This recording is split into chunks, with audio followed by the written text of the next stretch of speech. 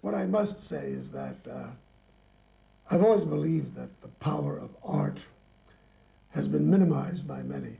Yeah. Because I think artists and culture is one of the most potent weapons that people have for focusing on aspects of life that people don't know very much about or don't want to know very much about. Certainly when we suggested that we were coming to Sweden and to France as artists to support Dr. King and the idea of our movement, our government was very cavalier.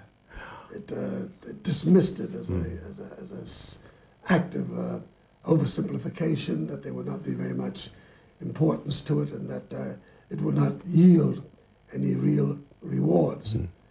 However, the extent to which the Swedish people responded to that event, it was so huge.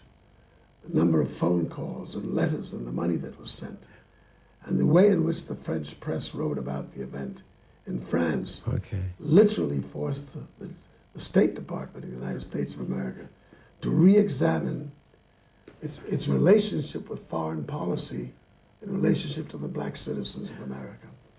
Here we were in the midst of a Cold War, trying to fight for the hearts and minds of people. We were in a struggle against communist Soviet Union.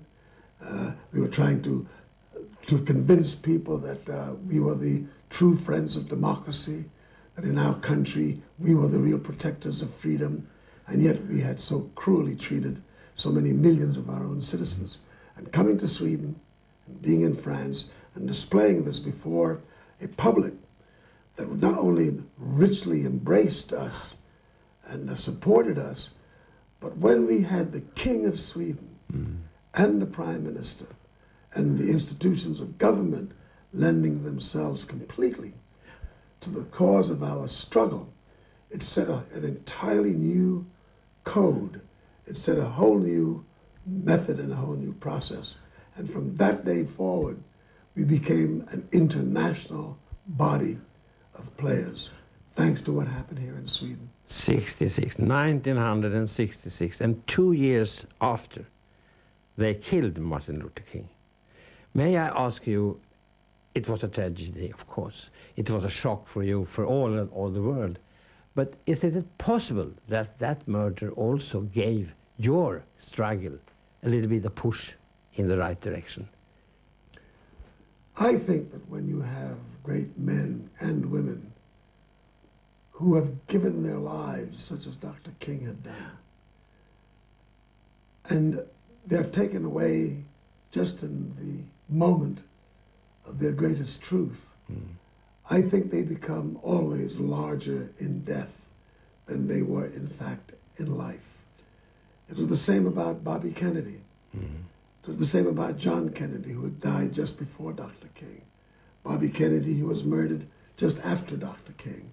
And there was Dr. King himself, and Malcolm X, and certainly when Gandhi and others of that caliber of human in these power, chaotic times. In death, their martyrdom became far greater, because then once their voices were silenced in the biological sense, their spiritual image loomed up quite largely.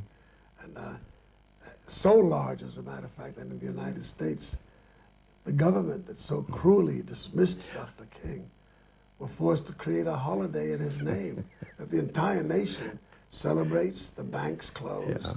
And here's America saying, after all of that resistance, we say, yes, we do honor this African-American, this citizen of our country, like we honor Abraham Lincoln and others. Really quite a remarkable story. And now you are on a worldwide tour again.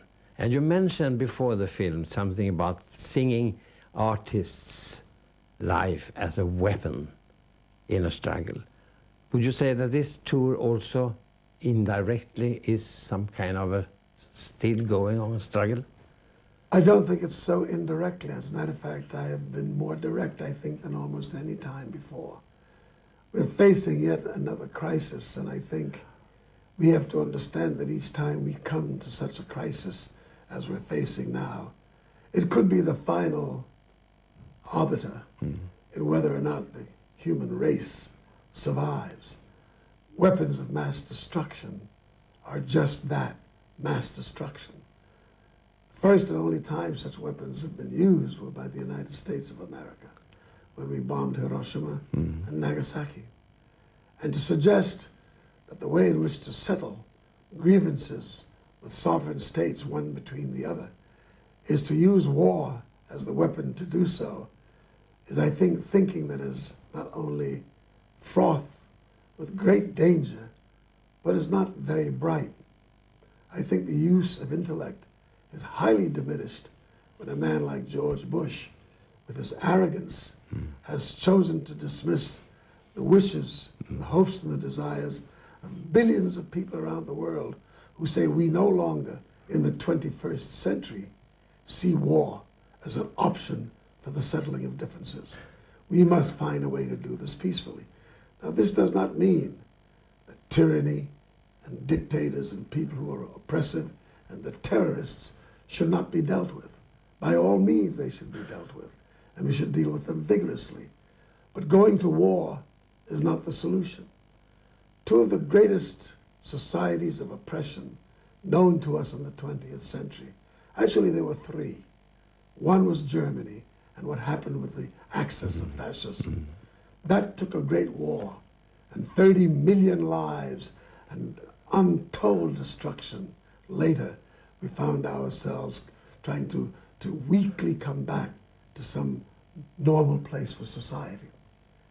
The second and the third was the Soviet Union, under the banner of a socialist ethic, pursuing a concept which had a lot of wonderful things to it, the idea of a socialist society, a classless place where everyone can eat and learn. It's a wonderful idea, but the messengers corrupted the message. The communists, the Stalinists, what they did with the gulags and the pogroms. And the other place was South Africa, with apartheid, what the Afrikaans had done to the blacks, and how cruelly the children were shot down in the streets. Nelson Mandela was sent to prison for life. Yet in both of those instances, both of those societies collapsed completely, and not one shot was fired. No, that's true. Not one shot changed the Soviet Union. Not one shot changed South Africa.